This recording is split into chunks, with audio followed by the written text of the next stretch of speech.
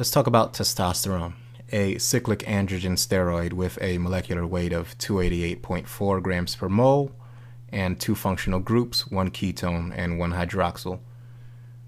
The question being, does testosterone cause male violence? Now we have to admit to ourselves first that any questions of this hormone causing violence is subject to the filter of misandry in Western society. I mean, we can ask ourselves honestly whether or not testosterone causes violence in men, but the question of whether or not estrogen or prolactin or any other female estrogen causes women to abuse and even kill their own children must be framed in the standard female as victim model, a la postpartum depression and the woman being compelled to kill as a result of some hormonal imbalance. Conversely, when addressing whether or not testosterone has any effect on men who kill women, for example, the man must be displayed as co-conspirator to his androgen secretion. But nonetheless, we ask the question, does testosterone cause men to be violent?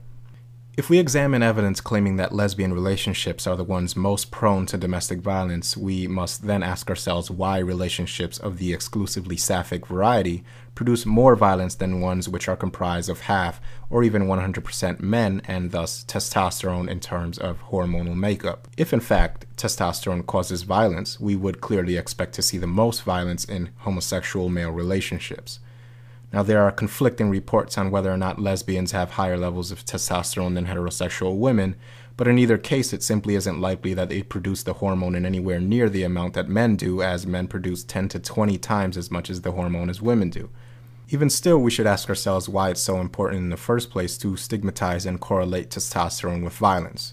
The reason being that it is integral for a society that both needs and hates its need of men to affix violence with something innate in the male makeup. It's off limits, of course, to propose that testosterone may be responsible for human brilliance and innovation. One can propose innate male violence, but never innate male brilliance for any reason, hormonal or otherwise.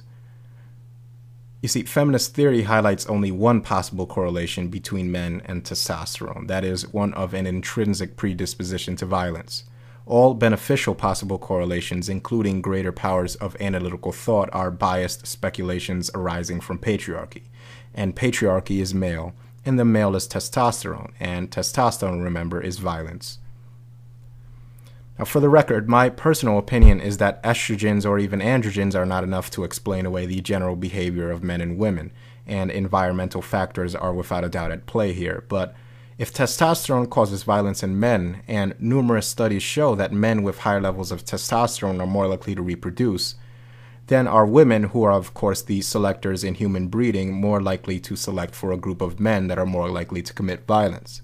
Perhaps estrogen then causes violence in its own way via sexual selection. If sex hormones are contributing factors towards violence, their contributions are made at the very least in duality with one another.